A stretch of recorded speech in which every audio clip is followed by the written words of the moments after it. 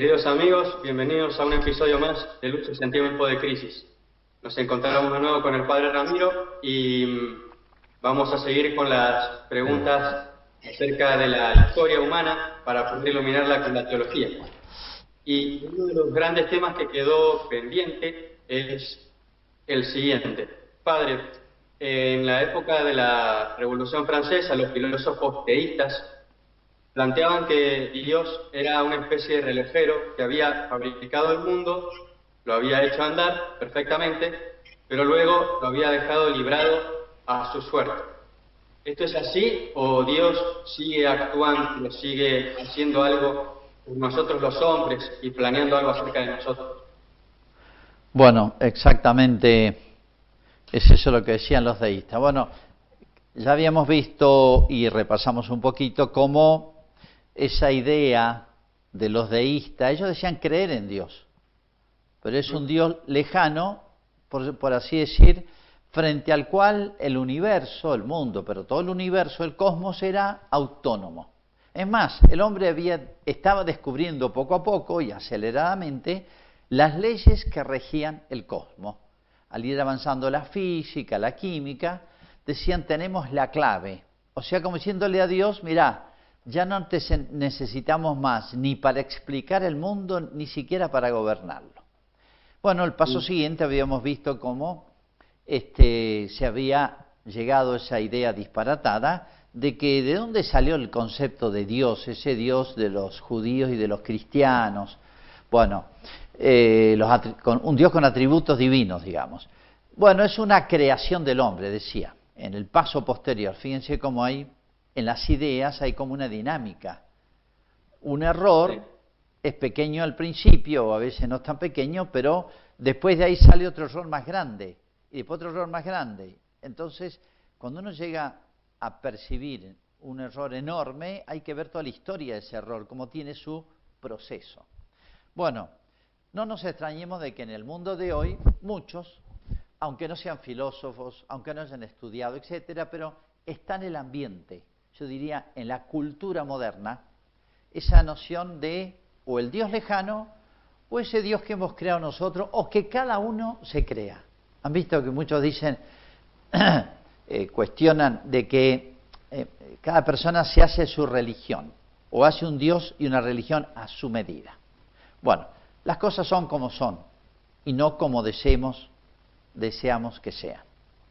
Pero bueno, yendo a lo que planteaba Ignacio, habíamos quedado, y esto es muy importante tenerlo muy presente, porque la cultura moderna no nos lo dice, en el ambiente en que vivimos no lo tenemos presente, experimentado, vivido desde niños, o en nuestra educación primaria, secundaria, universitaria, el mundo cultural, político, artístico, etc.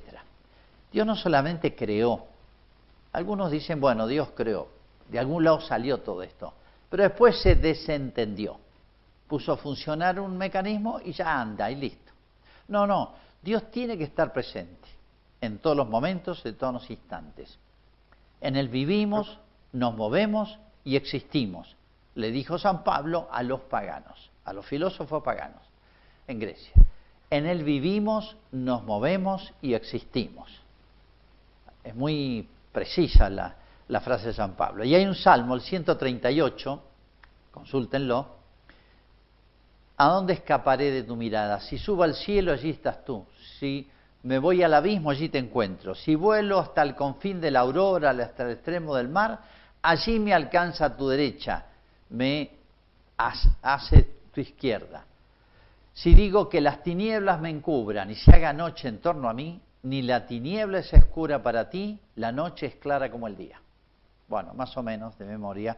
Salmo 138 es bellísimo, de la presencia de Dios.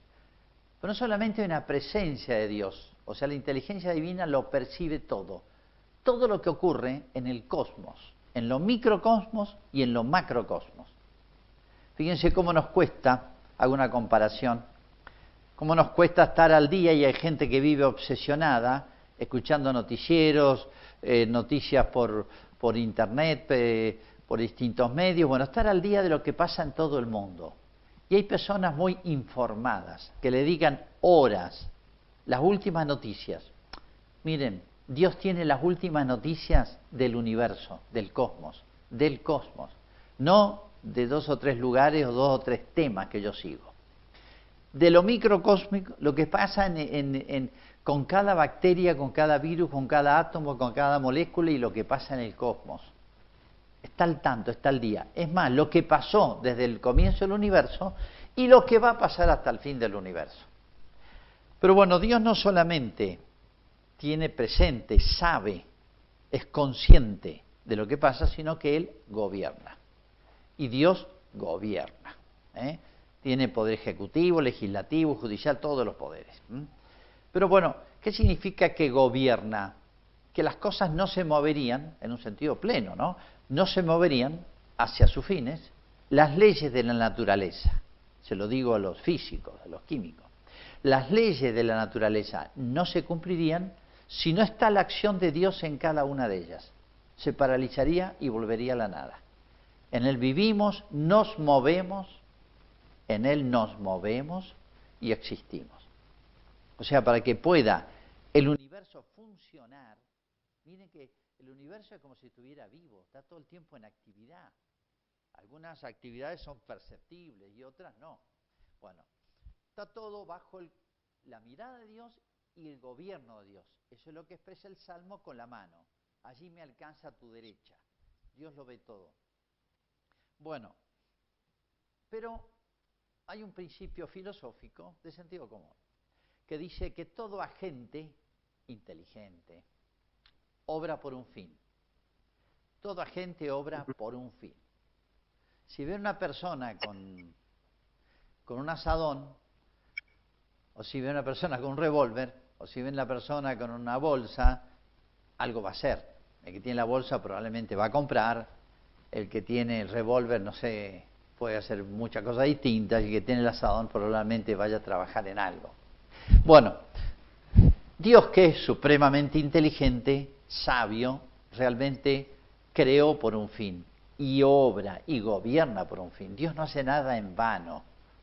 No es que hace cosas para distraerse como un hobby, cosas que no tienen un sentido y fin es lo mismo. Entonces este universo tiene un fin, tiene un sentido. Los paganos trataron de ver, descubrir la voluntad de los dioses. Fíjense, uno se ríe ahora o lo toma medio en ridículo, todos los métodos, los instrumentos que tenían los antiguos, yo digo paganos, se entiende, las religiones antes de Cristo o fuera de Cristo, todos los sistemas adivinatorios. Hay una infinidad, el vuelo de las aves, mataba un animal y le veían el hígado, y venían los adivinos e interpretaban. Hacían un cuadrado, como quien marca una cancha de fútbol, y se sentaban a esperar. Si venía un pájaro de derecha a izquierda, significaba algo. Si venía de izquierda a derecha, significaba otro. De norte a sur, este a oeste, venían los adivinos e interpretaban. Bueno, por decir un sistema. Todos han tenido magos. Es más, ¿se acuerdan que los famosos magos que vienen a visitar a Jesús se guiaron por una estrella? Bueno, infinidad de métodos adivinatorios. ¿Por qué? Porque había una obsesión sana, una preocupación sana en descubrir la voluntad de Dios o de los dioses. Porque ellos percibían que había Dios y que manejaba esto. Pero yo quisiera no estar en contradicción con Dios. Me doy cuenta que soy libre. Fíjense que aquí está afirmado hasta la libertad, pero sin negar la acción de Dios. Bueno, entonces indagaban de esa manera. Bueno, San Pablo se va a reír de eso. Y dice, ustedes ya no viven más obsesionados por los astros, como decir, a través de ellos descubren la voluntad de Dios. Jesús vino a enseñarnos el lenguaje divino, en otras palabras, la voluntad divina. ¿Cómo se expresa la voluntad divina? ¿Hacia qué tiende? ¿Qué quiere Dios con todo esto? Bueno, lo decimos en 2 palabras, porque esto está en la Sagrada Escritura de muchas maneras, y estoy hablando a gente que cree y tiene sentido común. El sentido, el fin que tuvo Dios para la creación del universo Y nosotros preocupémonos por los hombres. Si hay seres en otros, seres racionales en otros planetas, por ahora no nos interesa, no es tema, no. Vamos con lo que conocemos. El ser humano, al crearnos, imagen y semejanza, recuerda que veíamos quién es el hombre, porque tiene inteligencia y voluntad, capacidad de conocer y amar. ¿Dios nos creó con un fin o simplemente para divertirse o porque sí, que hagamos lo que queramos y que terminemos donde terminemos? No, Dios todo lo hizo, estoy hablando ahora de la creación del relato del Génesis, en orden al hombre y el hombre en orden a Dios. O sea, nos abrió las puertas de su intimidad, de su felicidad. La Trinidad, la infinita Trinidad. Recuerden que la Trinidad significa que en Dios hay pensamiento y amor eternos, pensamiento y amor infinitos, felicidad infinitas. Dios nos ha llamado a eso, nos ha invitado a compartir su felicidad. Entra en el gozo de tu Señor, dice Jesús textualmente en una parábola. Él nos dirá, entra en el gozo de tu Señor, como quien se sumerge en un mar infinito de felicidad. No es que la felicidad entre dentro nuestro, sino que nosotros nos sumergiremos en la eternidad. Ya hablaré del cielo, que es el fin, ¿no? Pero por ahora, digamos esto simplemente, que quede firme. Dios ha hecho a los hombres con un fin y vino a avisarnos cuál era. Se lo dijo a Adán y Eva, pero se enturbió la cosa, se borró, se oscureció, se embarró la cancha, digamos. Entonces Dios preparó una larga paciencia al pueblo de Israel para que viniera Cristo y que Israel difundiera por el mundo la buena noticia. Eso significa evangelio. Fíjense cómo buena noticia es una palabra, está bien la traducción, pero es incompleta, porque buena noticia es una novedad cósmica, es una novedad cósmica, es la novedad para el género humano, es la novedad. ¿Cuál es la novedad? Que se nos había borrado, que la sabía Adán y Eva, y bueno, que estamos destinados a la eternidad. O sea, Dios hizo a los hombres porque los quiere que compartamos con Él la eternidad, el para siempre con Él. Ese es el fin de la creación. Entonces, esto, San Pablo tiene distintas expresiones. Dice, toda la historia, vamos a llevarlo a la historia, que es lo que nos habíamos planteado al principio, toda la historia no es otra cosa que ir completando los miembros del cuerpo místico. O sea, ya que nosotros somos parte del cuerpo de Jesús, el cuerpo tiene un límite. Los miembros tienen una cantidad limitada, una dimensión, un tamaño, una proporción. Bueno, esta imagen de San Pablo es muy gráfica. La Escritura, los Evangelios dicen el número de los elegidos. En otras palabras, Dios sabe, y no solamente sabe, sino que Dios ha destinado, la palabra exacta es predestinado, el número exacto de los que han de salvarse. Y aquí yo sé que se van a plantear todos un tema que ha obsesionado, los cristianos la tenían como posesión pacífica y obsesionó a Lutero, y de ahí en adelante trajo la obsesión a los protestantes con falsas soluciones. ¿Dios decide quiénes van a salvarse? Sí. La Escritura San Pablo habla claramente de predestinación. A los que eligió de antemano, predestinó. O sea, Dios no solo sabe, sino Dios obra en función de los elegidos. Si ustedes leen, por ejemplo, los Hechos de los Apóstoles, tomen desde el comienzo de Pentecostés, y ahí sale todas las primeras etapas de la iglesia. Y es muy curioso porque se repite con frecuencia una frase.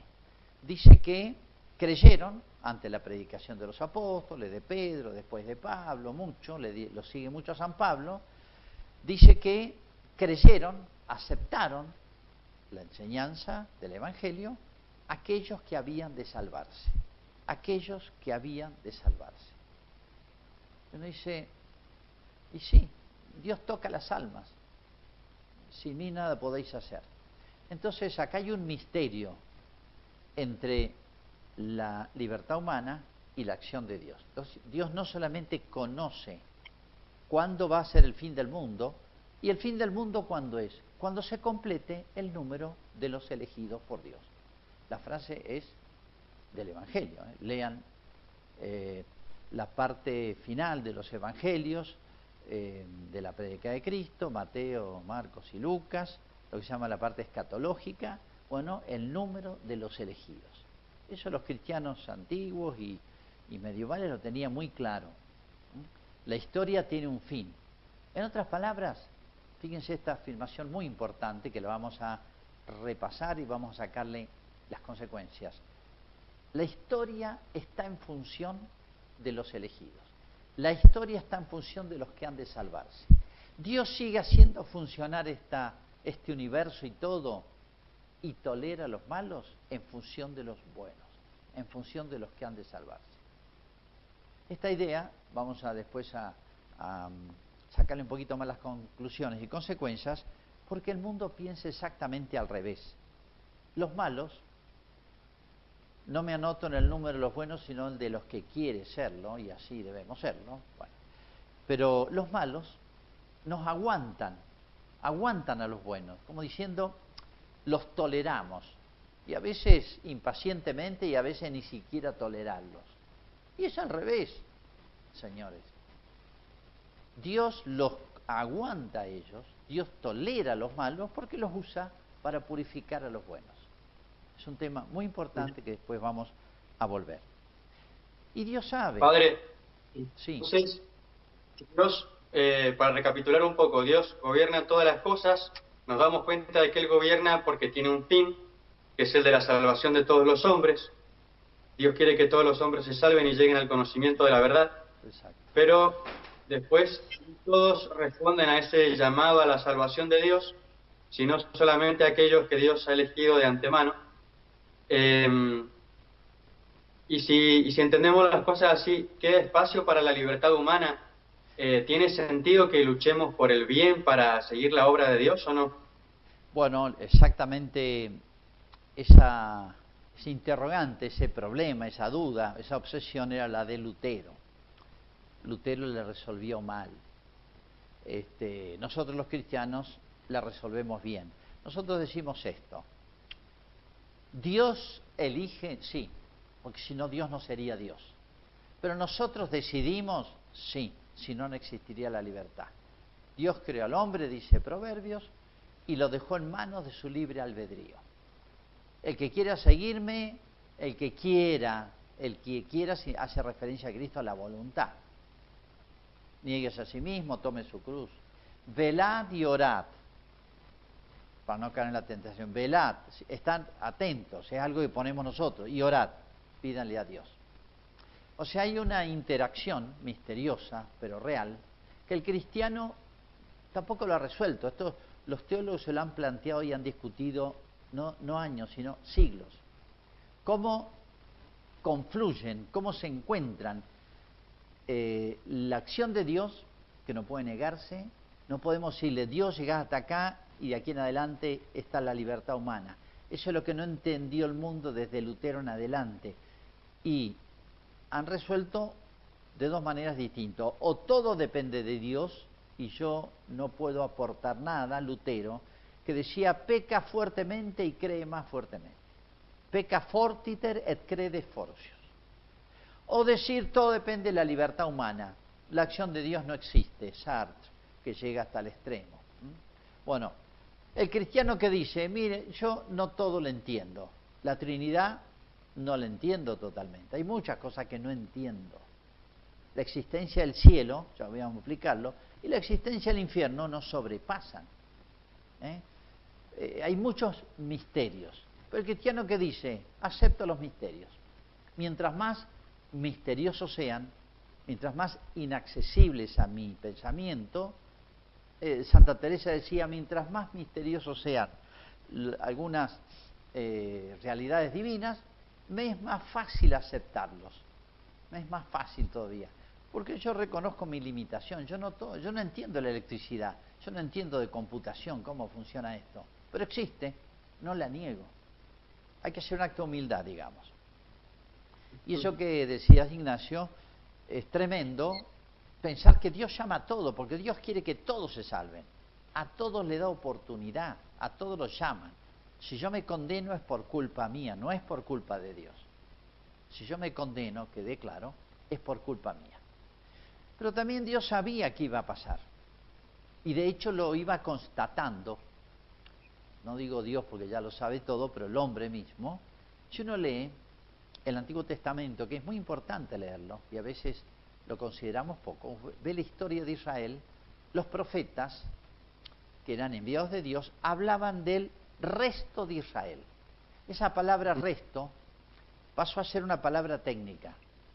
Resto de Israel, como diciendo, Dios llama a todos, pero la libertad humana, con ese plus negativo, que ya vamos a hacerlo meter en la historia, que es el demonio, en su acción, no quiere la salvación. ¿Hay un enemigo de la salvación? Sí.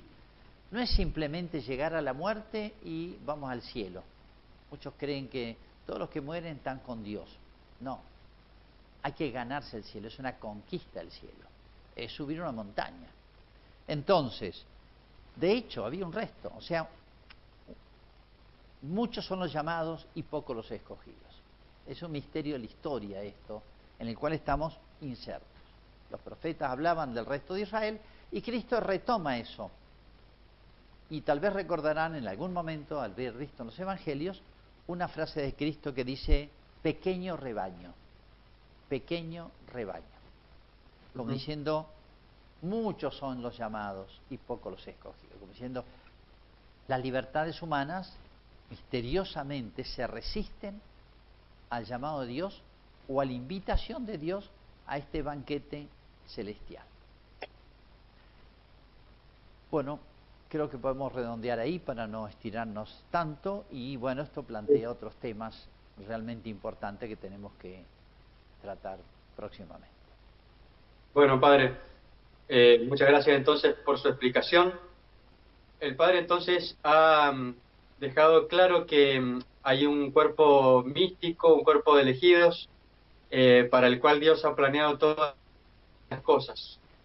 Queda por ver entonces la vez que viene, queridos amigos, cómo se desarrolla esta lucha entre el bien y el mal.